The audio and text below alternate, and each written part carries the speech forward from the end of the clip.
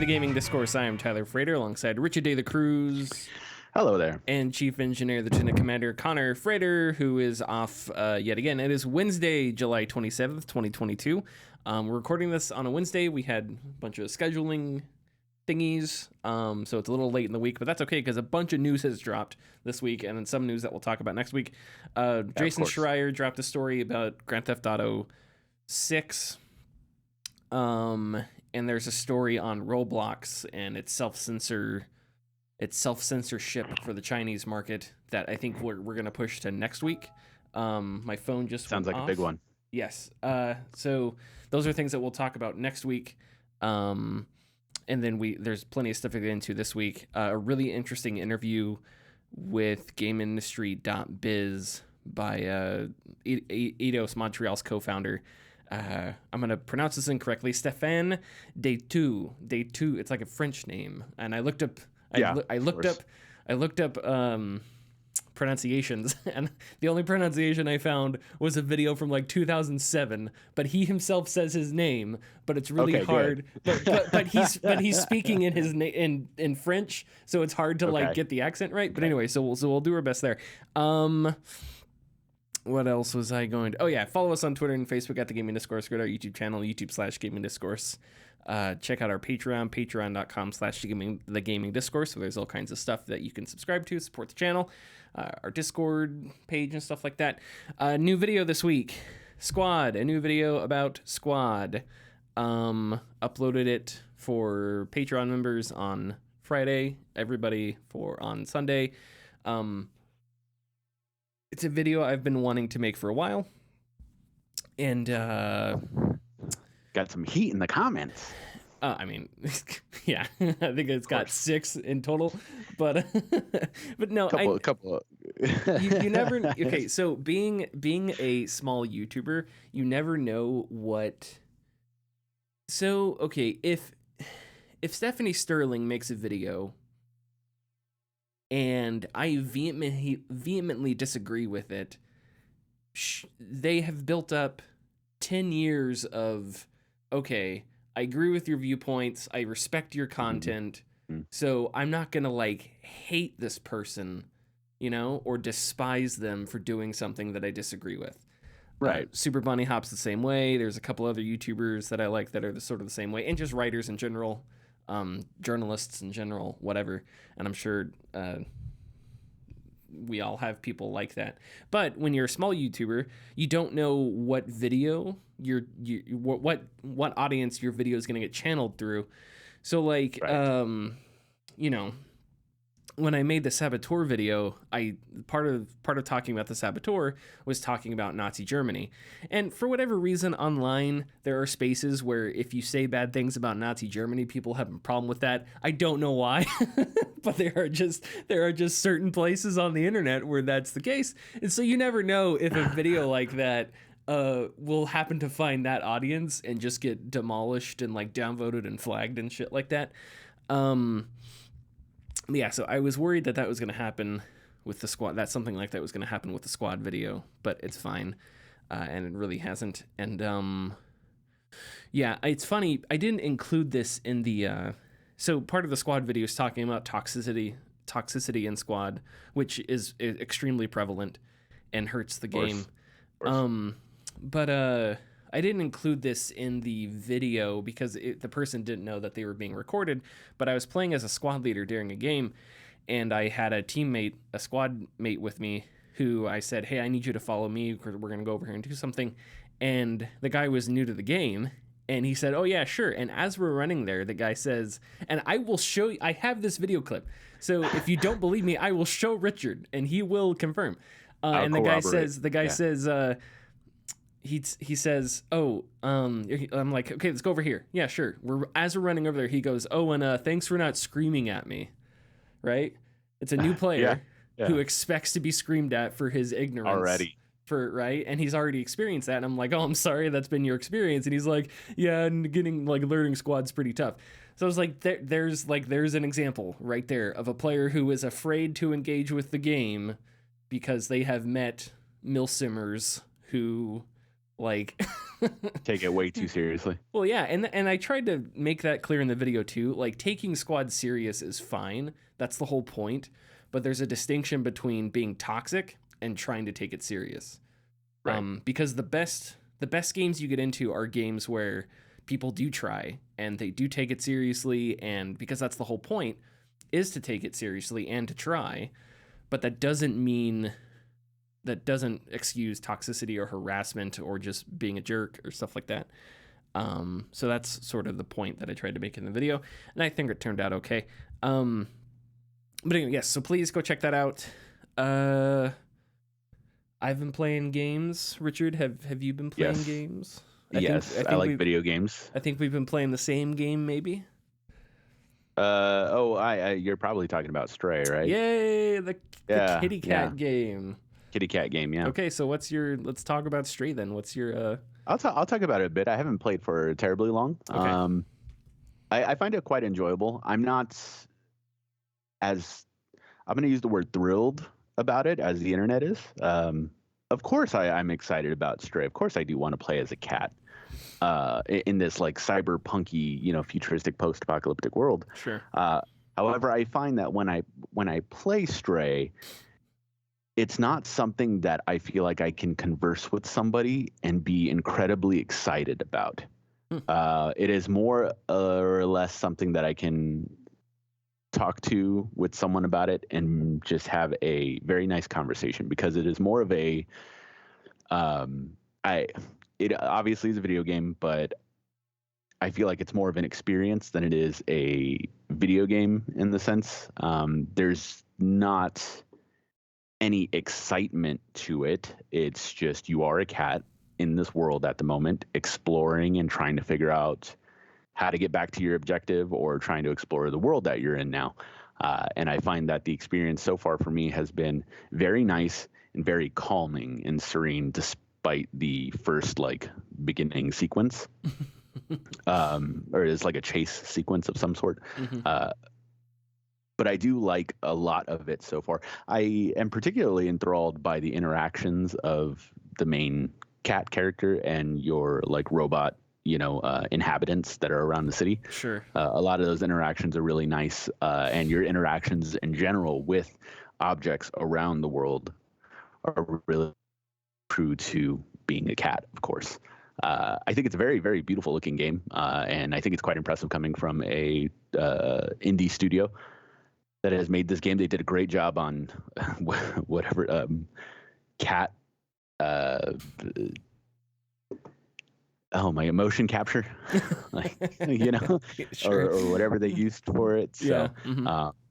And I still have, I felt really bad when I made a robot trip. I didn't know you could do that, but doing that was quite a shock, and it was very surprising. But I am not terribly far into it. I already have grabbed the story thread, and I understand what I have to do now. I just haven't uncovered a lot of what's going on in the world to keep going yet, because I have been distracted by other stuff as well. Okay. Yeah. So I really enjoy Stray thus far. It's a story centric. It reminds me a lot of not necessarily in terms of gameplay, but it reminds me of those really nicely written, pretty not necessarily walking simulators, but a step above that. And I don't mean step above as in superior, but just a little more complex, like Senua's Sacrifice, or what's the one about you're in medieval Plague's Tale's Innocence, that kind of thing. Yeah. So games like that where they take sort of really basic gameplay, characters, setting, ambience, right? And they sort of they churn that just as much as they can, turn it to the max. And that's what Stray sort of reminds me of. It really reminds me of Half-Life. I think this hasn't been confirmed, but I think partially the reason why the cat has to be orange is because the cat is Gordon Freeman. Even once the cat dons you get a little backpack type thing for the cat. It's okay, that's a hazard suit. The cat is Gordon Freeman. Does anyone else see this? There are monsters in the game that are very much look like head crabs. They act like head crabs. Yes. They even make similar sounds to head crabs. They look a little sillier. They're kind of clumsy. They're kind of, but yeah, and head crabs are kind of the same way. They're kind of silly, silly yet terrifying, which is weird. But it very much reminds me of Half-Life. And the pacing is really good. As you go into the game, it splits off these sequences where it's like, okay, you're safe, you're trying to find something, you're trying to find your way to top of this building, and it's a safe area. And then you go to the sequences where it's, okay, now they're called Zerks. Now you're around the Zerks. So you have to be careful, you have to run from them and dodge them and stuff like that. And then you get to a safe area again. So it's really well paced, which is cool for a game like that. And I don't know, we don't, as far as I know, we don't have sale numbers on it or anything like that. But, I think when we talk about, and this is going to be an obnoxious take, and I'm sorry, but when we talk about like what kind of games will sell and what kind of games, will people buy into, I always go back to that Strauss Zelnick quote where he talks about how making a cowboy game is like fucking the biggest risk in the history of risks. Right. Here we have a game where you play as a cat, and it's all people are talking about right now. And it's going to win awards, and it's going to be one of this year's best and most talked about games. And it's just, yeah, absolutely. And part of that reason is just because you play as a cat, and that's it. And it's not just that you play as a cat. You scratch carpet, you can push paint cans off of shelves and funny things like that. Yeah. So you're playing as a cat. It's not just that your character is a cat. You inhabit the mindset of a cat in some ways. Yeah, so you really do. It's creative in that way. But but it's selling. It's not like this is some title that nobody cares about or that nobody's buying. And I think that shows that creativity, originality, personality, a little bit of humor, people are interested in that stuff, and people will buy that stuff. The problem for AAA executives is that you can't monetize the crap out of that for 10 years. So anyway, I wanted to make that point because Stray is yet another game that's going to be successful, that is a really simple premise, and it's just like, here you go. Do not underestimate the video game market. And I think this is another example of that. But yeah, so far I'm really enjoying it. It kind of also reminds me of like a, I don't know, like a darker Pixar movie, I guess. Maybe that's just because everything is kind of not cute, but I don't know. The game, how the game begins, I won't spoil anything, but the game begins somberly. And it reminds me of like the opening of a Pixar movie in a sense. But then as you go on, it's like it gets kind of happy and fun and stuff like that. But yeah, what I don't really think I've been playing much else. Yeah, oh, actually, let me say a few things about the Show 22. The Show 22 might be the buggiest sports game I've ever played in my life. And it's really, wow. And I don't know if it's the Switch port that does this stuff or the game in general, but it's really, really weird. Some of the stuff that happens. So, so I've talked about some bugs in the past, like the play-by-play will call something that is not happening on the field. The play-by-play will say that somebody's up to bat who is not up to bat, which is really weird. Like, again, I've never seen that. And I haven't played every single sports video game ever made, but I've never seen something so consistent in the ways that it messes up. Like they'll say, this person X is up to bat, and it's not person X. So it's like, how does that get messed up? How does something so, I don't know. Another thing that's really strange is, and this has happened twice, and both times is after I left my Switch on standby. Like I went to the sleep mode, picked it back up, and then resumed the game. So I don't know if this has to do with that, but there have been a couple times where I have substituted a player or a pitcher, and it has been a night game, right? So it's at night, and right after I make that move, the game, the time in the game, it goes to daytime. Really weird. Oh. No idea. And all the stats for the players in the game reset. And I'm pretty sure this happened. Even substitutions reset. So in baseball, if you take a player out, they're out, that's it. They're out of the game. You can't put them back in, right? It's not like basketball or football where you can sub a guy. You only do it once, once, right? Yeah, if you take out the first baseman, put in a different first baseman, that first baseman you took out, for the rest of that game, you can't use him again. It's part of the strategy. Yeah. But this bug reset that, and I was able to put guys back in that I had taken out earlier in the game. And I think even the AI was able to do it.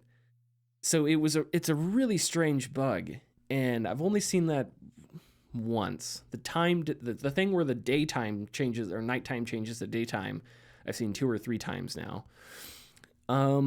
So some really, really weird bugs, and I don't know why. But yeah, it's not super bothersome. And I've played a lot of games. It sounds like it's bothersome. I mean, it is, because it's a sports game, and these things are churned out, and you expect them to be fairly, I don't know. I don't want to say Devil's advocate. You know, this is a series that was mainly on PlayStation until a year ago. Yeah. And this is the first time it's on Switch. Yeah, and it's being ported, so that's why I think maybe that has something to do with it. I don't know. Yeah.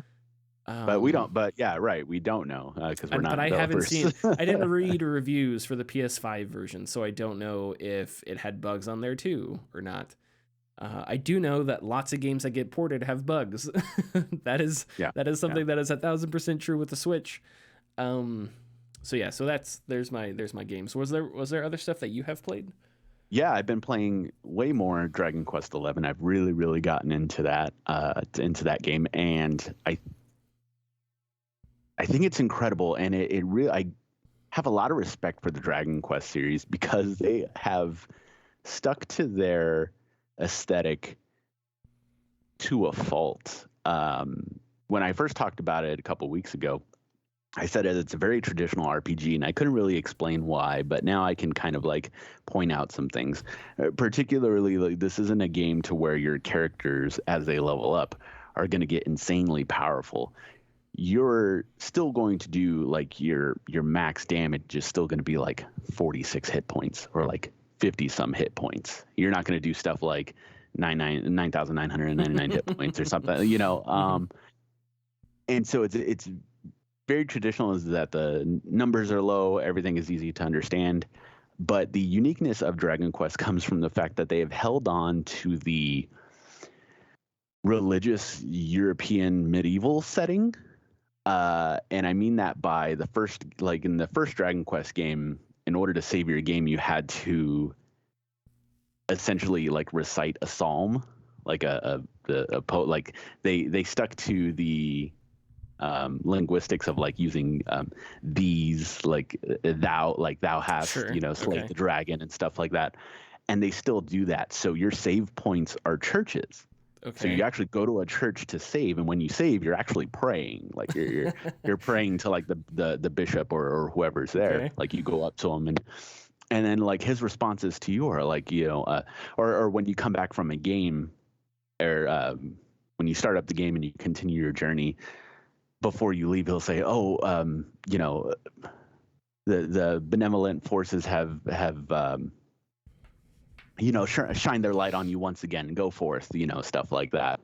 And your other like save points are like statues of like a religious figure of some sort. There's like afterlife in the game. It's very, very interesting that they stick to it, but it's very charming in a sense, and I like it a lot. Beyond that, Dragon Quest has some of the most creative and fun creatures that I've ever seen in any game. Like all of the creatures that are on the field, when I walk by or even fight them, I have to stop and stare for a bit because they're so well animated. they are so beautiful looking and so unique and fun that it brings just a lot of happiness when I play it.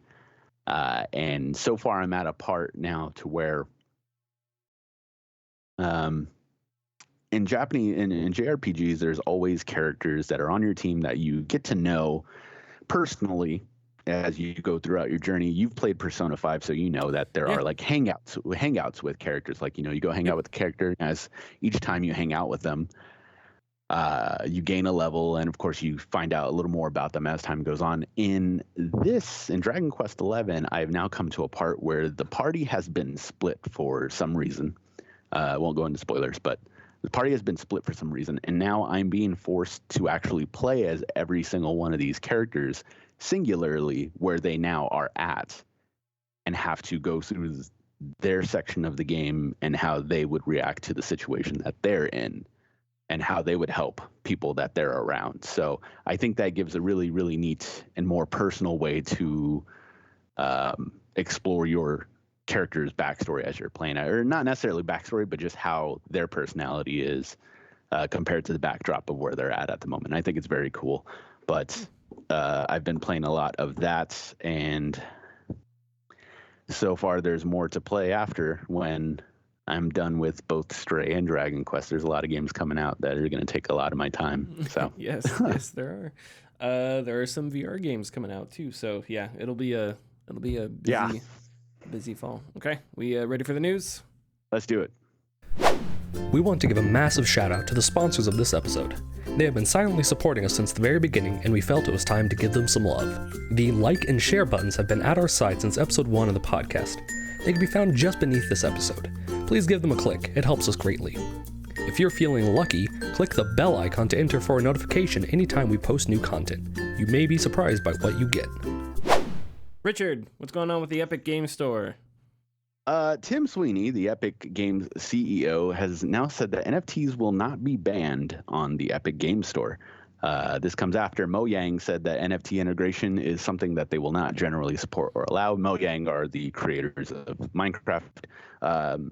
Twitter users tweeted Tim Sweeney because they just want to know everyone's opinion.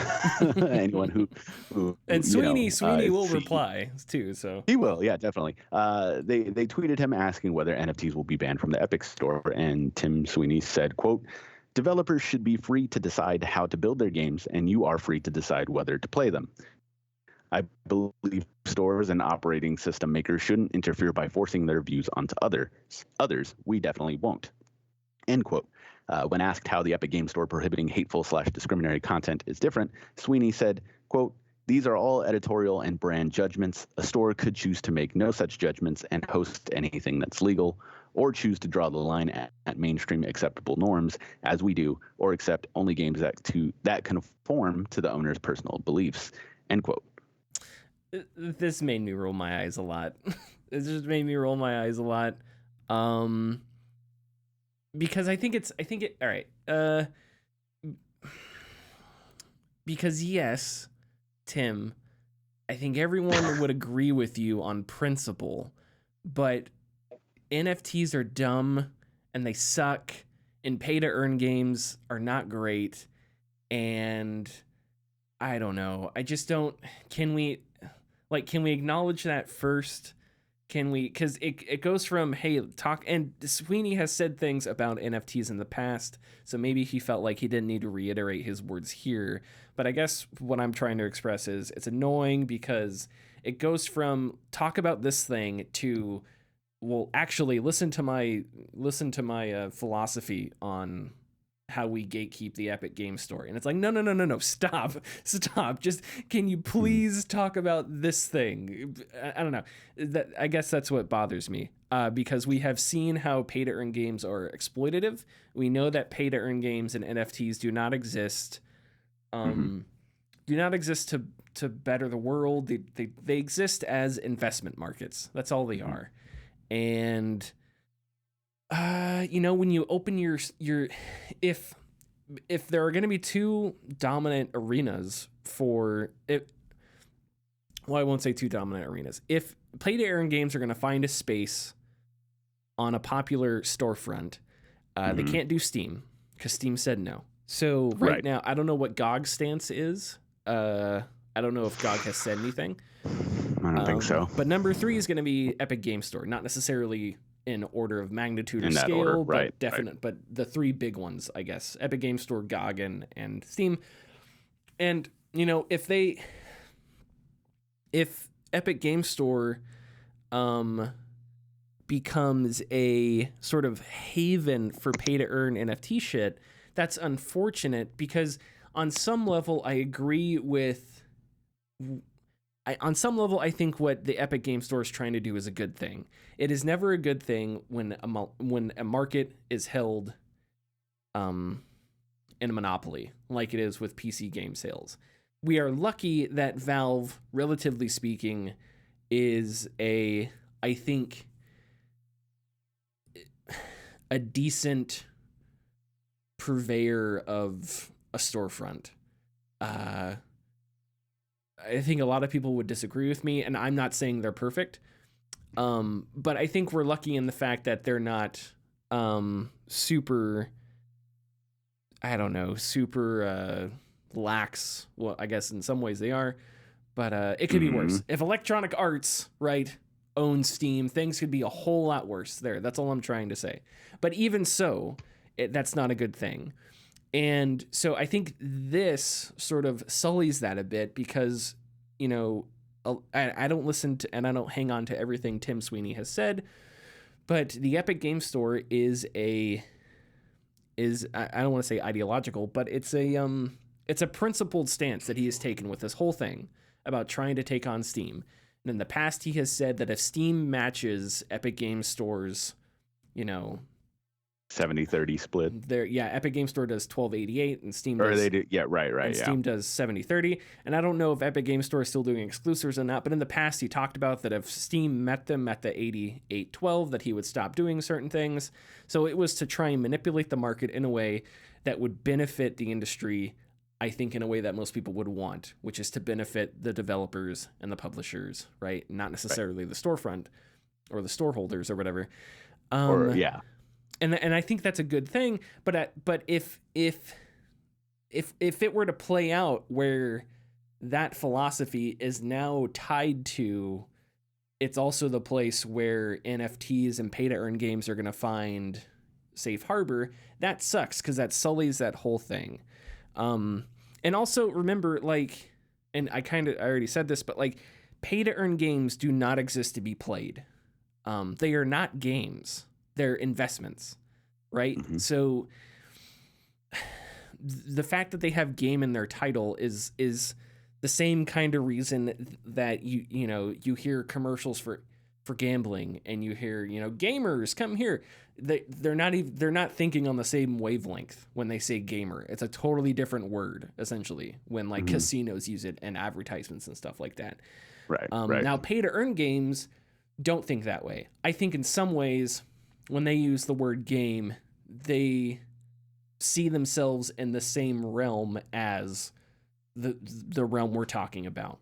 Steam, whatever, right. Video games, right? But they aren't, because it's an investment market. One that is meant to crash, because a disproportionate amount of people are going to hold assets, and those assets are going to be pretty much useless, unless you can flip them and get a return on your investment, and then that crashes the market, kind of like something that happened with Axie Infinity. So yeah, so there's my thing. I'm not a fan of everything Epic Game Store has done.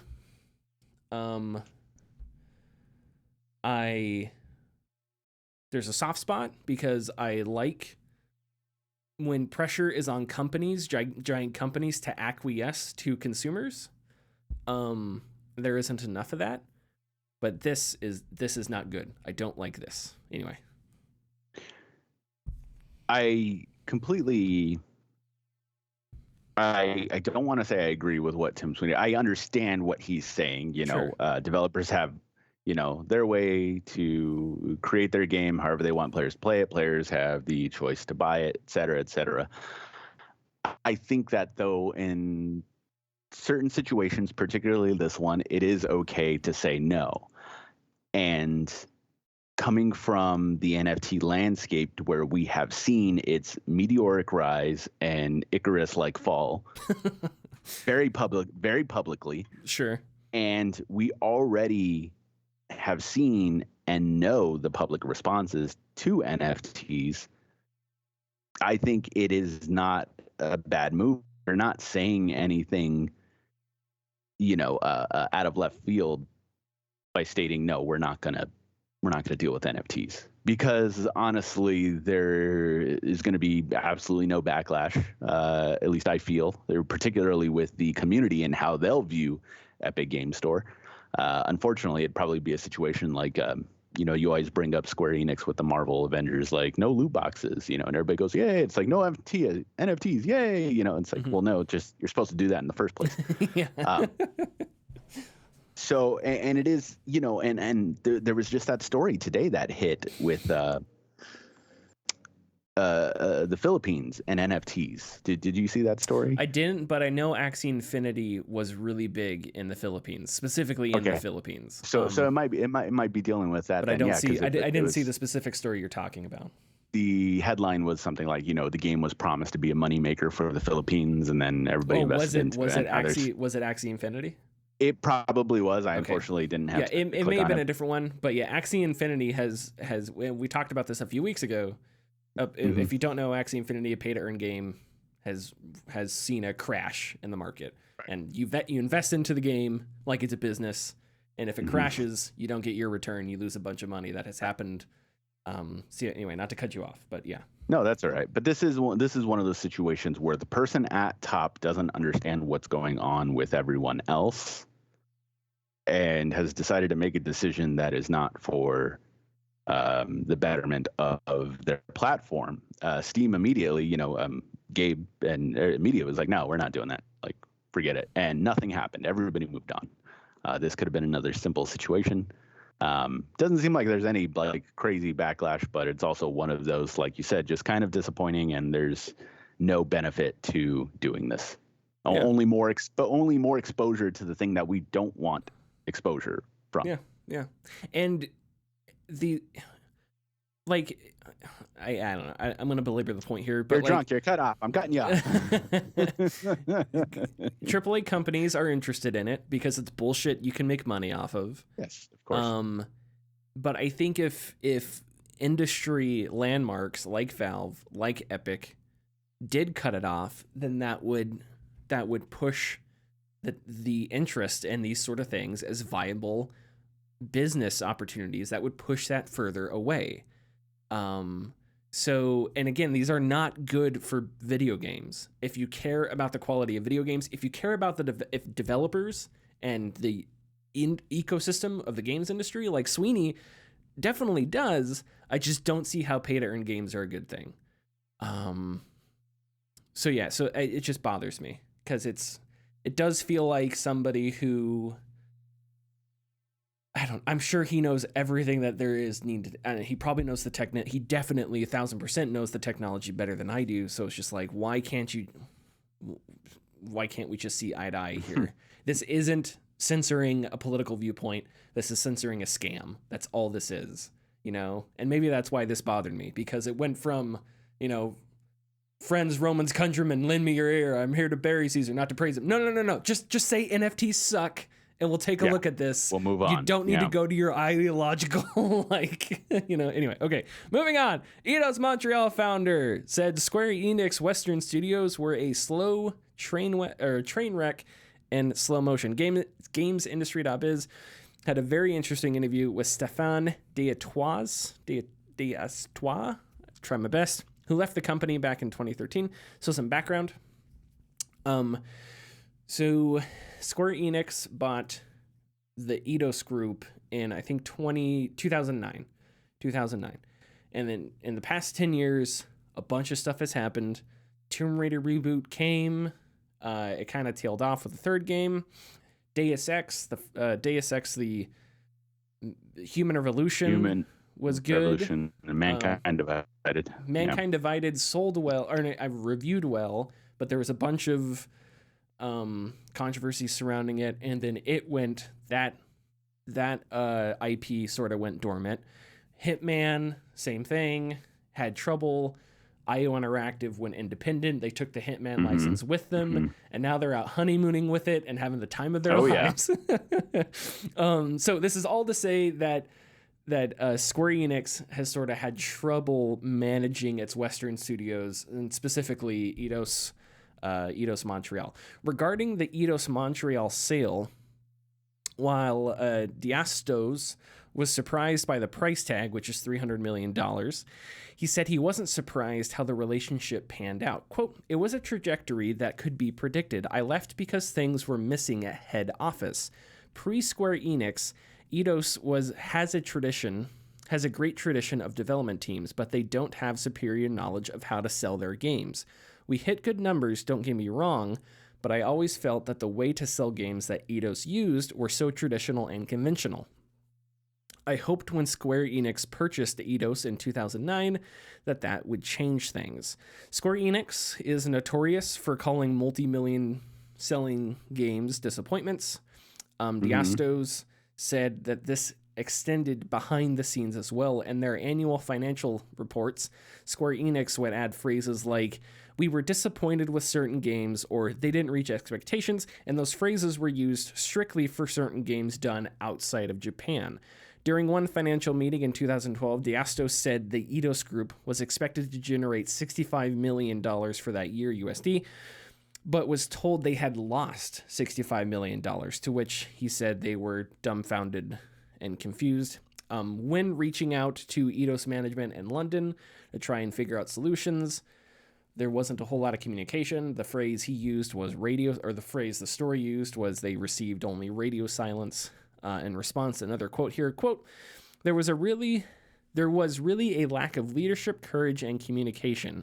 And when you don't have those basic things, no employee can do their job correctly. I was losing hope that Square Enix Japan would bring great things to Eidos. I was losing confidence in my headquarters in London.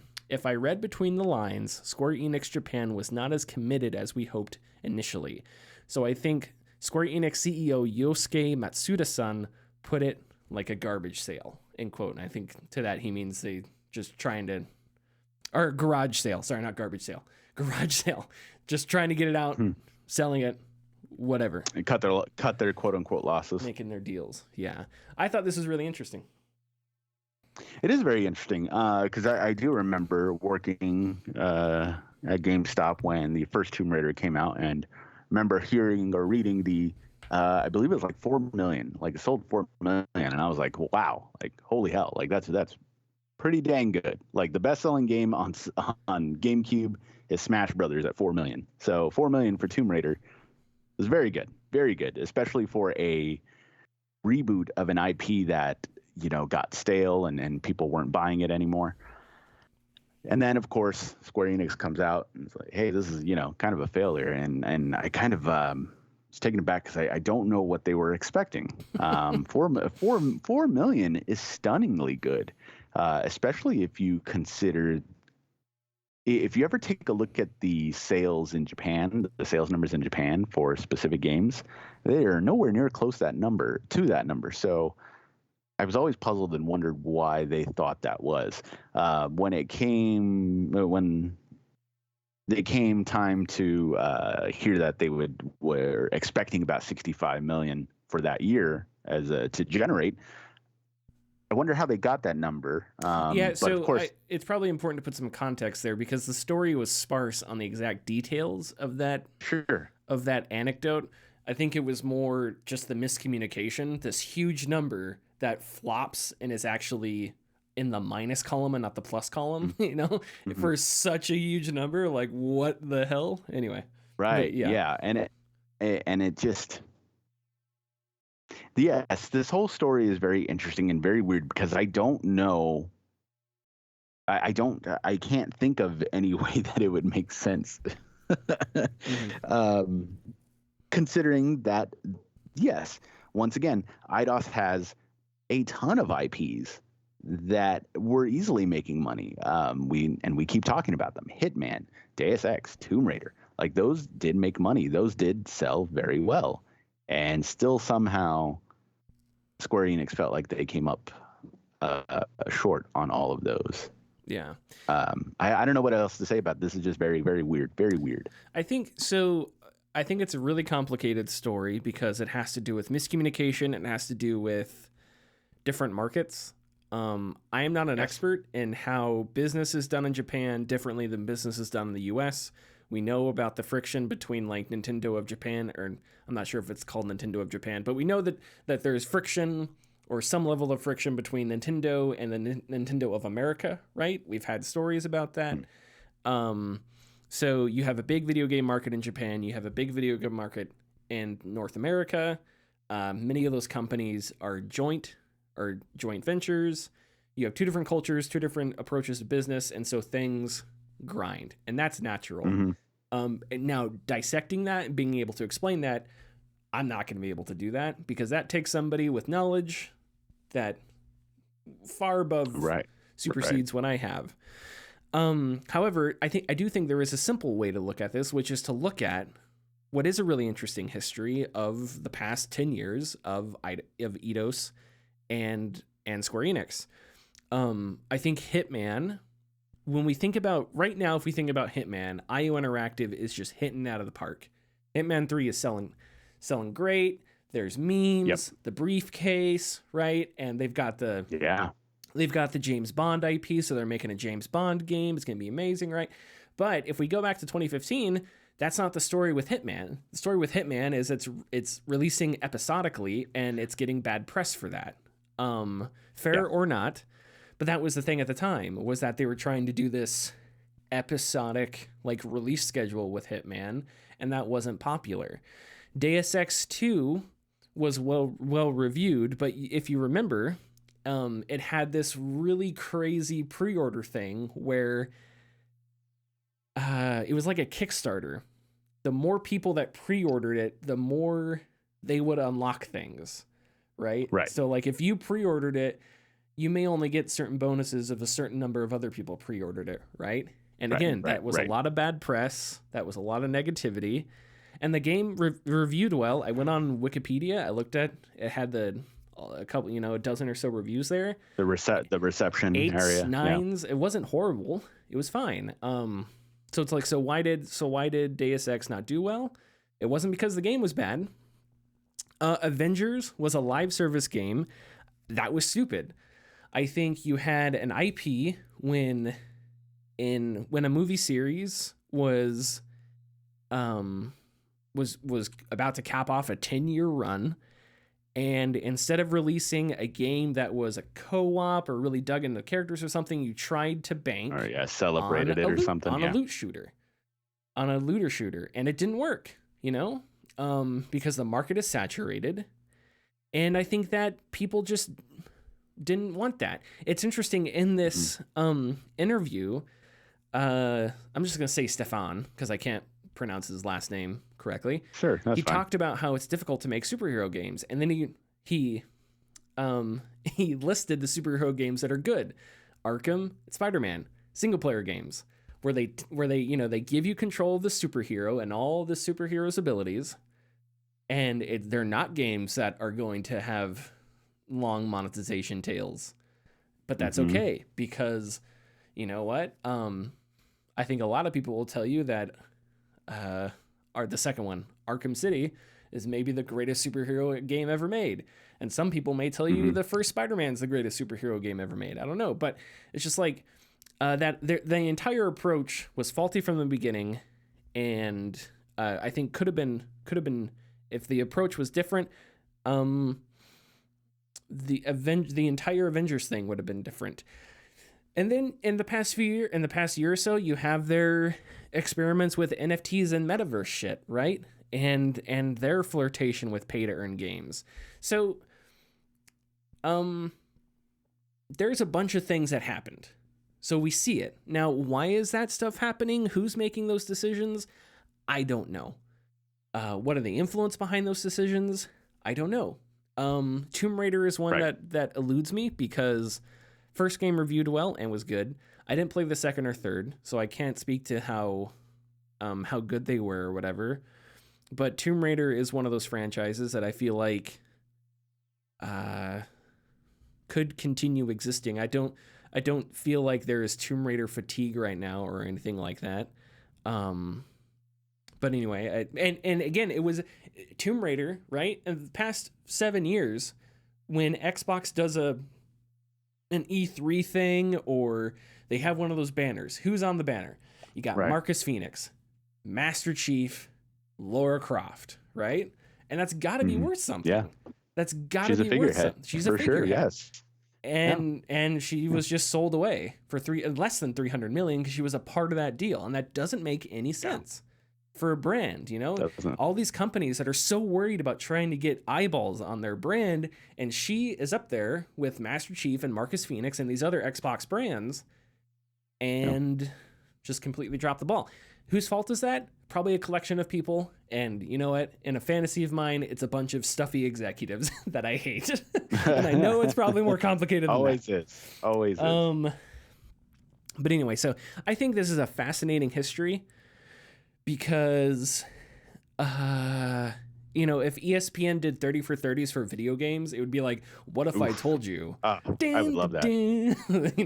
A company that had all these IPs, but didn't give a shit. I don't know what the name of it'd be like Tomb Raided.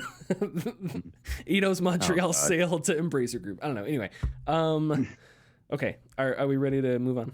Yeah, let's go. More workers at Blizzard are looking to unionize. QA workers at Blizzard Albany, formerly Vicarious Visions, announced on Twitter that they are organizing with the Communication Workers of America, which is the same union that the people up in Raven Software in Wisconsin are organizing with. They look to secure better pay and benefits, establish transparent processes and lines of communication for addressing all workplace issues like misconduct and retaliation, improve work-life balance, and establish reasonable protocols to address demands of crunch. In a CWA press release, Activision employee Amanda Lavin said, quote, "There's issues in the video game industry that often go unnoticed because our work is seen as more of a passion instead of a job. We know that by having a seat at the table, our union will not only give us structure and power, but also give us a path forward to improve our workplace because management won't be able to ignore us all anymore." End quote. And good for them. I don't know. Yeah, exactly. That's exactly right. Yeah, good for them. This is a long time coming. We talk about unionization all the time, and how you and I think we believe it's a good thing, and at least to provide some sort of change for a base, comfortable, work experience for everyone, especially those who are put under so much stress, like creating video games consistently and yearly, like Blizzard, or not Blizzard, but everyone at Activision does. So. Yep. And I think that we both said, we said that this is something that we think is good, quote unquote. And I think we both agree. But I think it's also important to point out that, yes, this is complicated. And one of the reasons I'm pointing this out is I did the thing that you're not supposed to do, and I scrolled down on Twitter. I scrolled down. That's the worst thing you could do. There are people that will argue about like 14th century politics and a post about puppies or something. You just don't want to do it. But anyway, so I'm not gonna say who this person was. I don't know. It was just a random Twitter user. But the Twitter user asked, okay, and it seemed like it was coming off snarky, but I don't know for sure because it's a legitimate question. With text, you never know. You never know. And that could be my feeling. But the question was posed, okay, so what do you plan on doing if Blizzard starts to outsource jobs, was essentially the question. And I thought that was a really unfair question, because why should it be up to the employees to figure out how they shouldn't get screwed over by a company? You know what I mean? Like, okay, that's something that the company does in retaliation, and you're asking these employees how they're going to stop the company from doing that? Yeah. Like, there's no answer there. This is I don't know. The reason I'm bringing this up is because that has been talked about in the past when we talk about unionization in the games industry is, well, what happens if the jobs get outsourced. What happens if this? What happens if that? And every time we say what happens, another story comes out about people working 80-hour weeks. And it's just like, okay, well, something's got to give. Something's got to give here. So absolutely, these big companies aren't going to change the industry. And these people have decided that they're going to take the risk and push for organization and push for unionization. And I applaud them. And if those companies do outsource jobs, that sucks. I hope they don't. But I don't know. These people shouldn't feel guilty for trying to force change on companies that weren't going to change themselves. So right. Yeah. So good for them. And if Activision Blizzard doesn't like this, they've had plenty of time to fix their culture, and they didn't do it. So they are the only ones to blame. But before and after they got caught. Yes, before and especially after. Yes, they've had plenty of time. They have plenty of time to fix this. Are you ready with tidbits? Let's do it. A man discusses the news, but not like the big news, the little news. Little bit. This is the tidbits. All right, song's over. Go ahead. Oh, okay. Nintendo is telling you right now, Tyler. Oh, man. Stop using your old hardware. Hold on. Okay. The hardware that Nintendo is particularly speaking about is a USB device they released back in the mid-2000s, late 2000s, called the Nintendo Wi-Fi Network Adapter that basically allowed you to produce a hotspot, a Wi-Fi hotspot, so you could play games on your Wii or your DS if you didn't have a reliable way of connecting it to a wireless router at the time, because wireless routers weren't that prevalent back in that, in ancient times. Yeah, I was going to say in that, whatever. Anyways, 15 years ago. Yeah. Anyways, the reason being is that Nintendo believes that there would be a security risk or a security issue when using this item. Nintendo states, quote, "These products have been around for more than 10 years since their launch, and we have confirmed that there are the following concerns when they are used continuously. If we continue to use these devices, there's a risk that they may be illegally accessed from the outside, or that the connected terminal may be infected with a computer virus, etc. For customers who are currently using it, please stop using it immediately and switch to a commercially available network equipment for security protection. We apologize for any inconvenience this may cause and ask for your understanding and cooperation." That is that tidbit. I don't have anything else to add on that, but if you are still using that USB Wi-Fi adapter, in the humble words of Reggie Fils-Aimé, what's wrong with you? I am sure there are. I'm sure there are people. To add something, this is a little not safe for work, but we're all adults, so it's fine.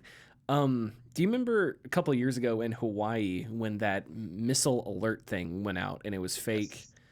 So I remember Pornhub tweeted out their traffic at the time and how it dipped and then went back up right after the missile thing. And there was like 1% of people the traffic was sourced from a Wii. And I don't know why, but there's just something ultimately hilarious about starting up a Wii and you see like the Mii's and then you launch Pornhub. I don't know what it is. It's just it's such a wholesome Nintendo console. And then, anyway. Okay. So that's so I'm sure there are people somewhere using it because stuff gets used forever and ever, but maybe not by a lot of people. Anyway, people like their Opera browser for sure. Halo Infinite keeps screwing up, man. Halo Infinite has already had a couple hiccups throughout its launch and, of course, afterwards.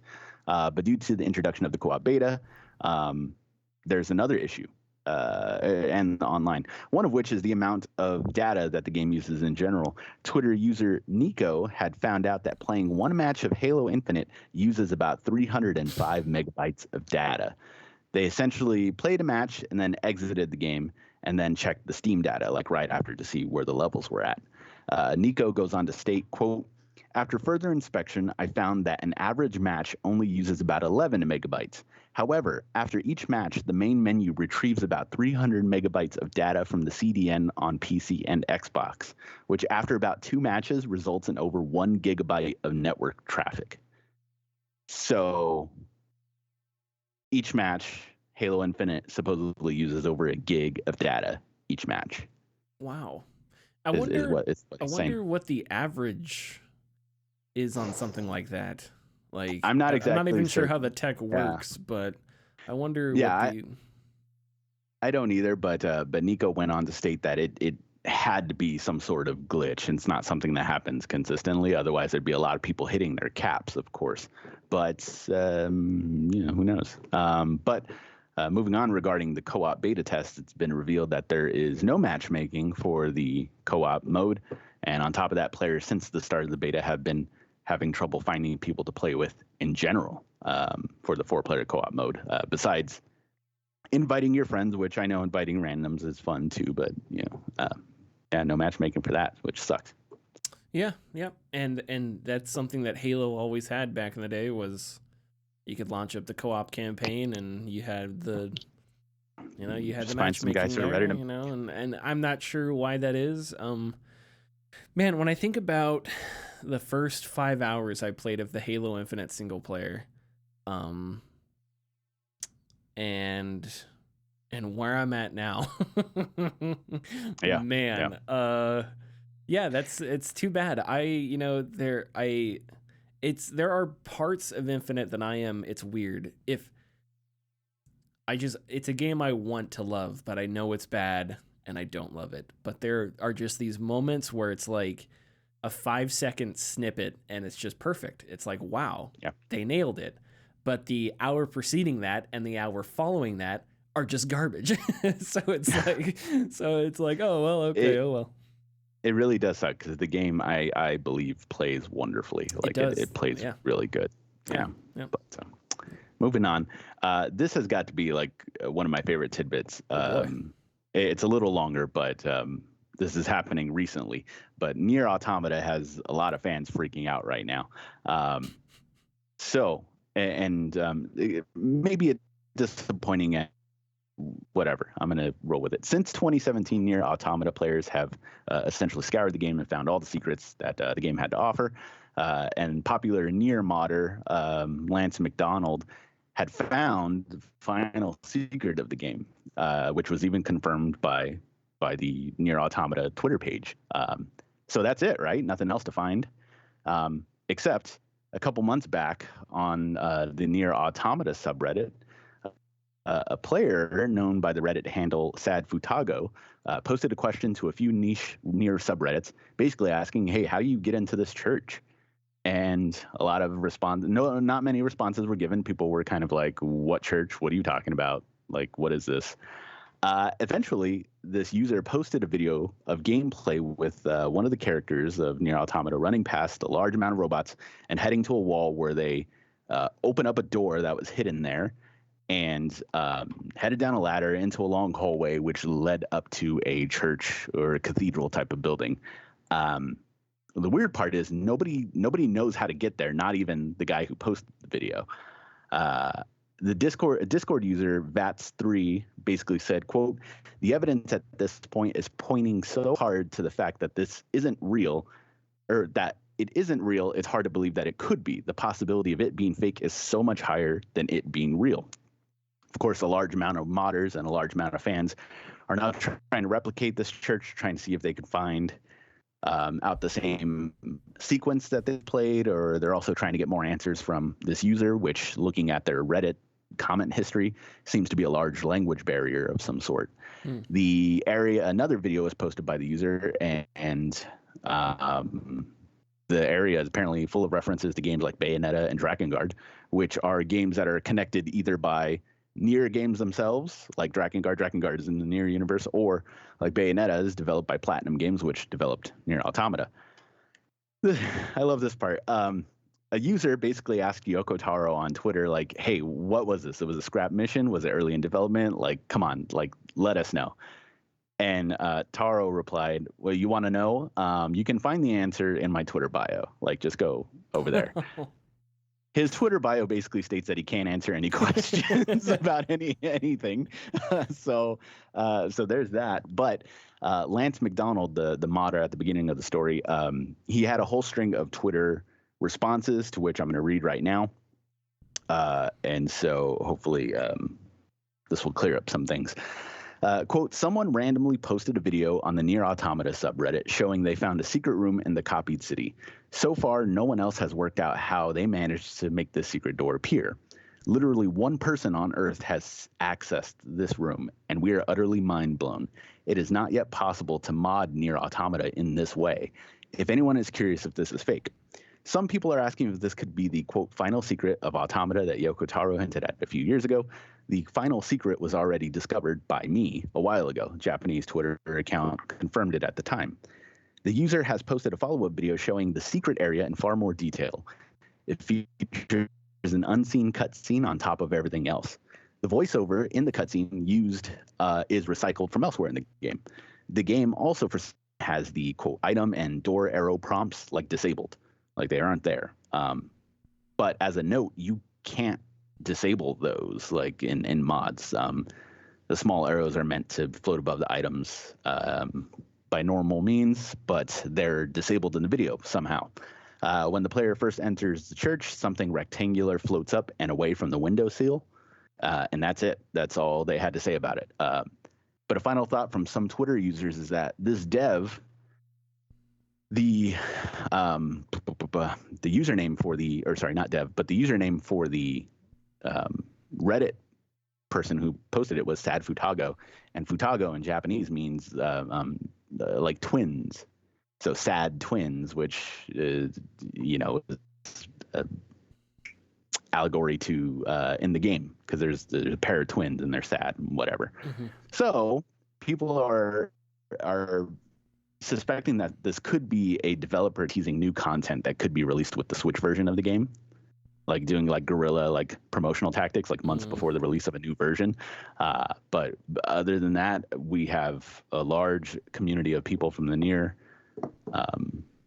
community trying to figure out what this is. But at the end of the day, it could just be teasing for new Nier Automata content. But we don't know yet. Man, that series, that Metal Gear Solid, Kingdom Hearts, there are a few series that just like, I don't know. I feel like we're never gonna see everything. Yeah, yeah. I feel like there's stuff that, and I'm sure there's other games out there that I'm forgetting that are like this. But and you said his name, the creator. He's super eccentric, and he's a troll too. He's a bit of a troll. Yeah. So, and that game is really interesting. And it's one that I never beat, and I wish I did. I would love to go back to it. Yeah. But yeah, and I got to beat it too. It was 2017, right? Was it 2017? Yeah, 2017 it was released, yeah. Yeah, okay, cool. Yeah. Do you have one more? Just a statement. I mean, it's a news story we're not, like, going to deal with next week, I think. Anyways, Oculus or Meta is, like, raising the price on the Oculus Quest. Yeah. You fucking idiots, man. God damn it. Anyways, that's it. I just wanted to complain about that. Wow, that's a strong take. Yeah. I didn't think it would bother you so much. What? You're the most accessible headset on the market, and you're going to raise the price $100 on each of the models. Yeah. Do we know why? Well, I read somewhere that it was manufacturing, that they said manufacturing, but the quote I read did not allude to manufacturing. It alluded to basically like, we're kind of losing money. We want to make that money back. Yeah. So I have an idea. Like, oh. Invest more in games. Quit trying to do metaverse shit, Mark. Don't they? Right. They make enough from Facebook anyways. So follow us on Twitter and Facebook at The Gaming Discourse. Go to our YouTube channel, YouTube/Gaming Discourse. Patreon.com/The Gaming Discourse. So you can support us. Check out the squad video, and we will see you next week. Bye-bye. See ya.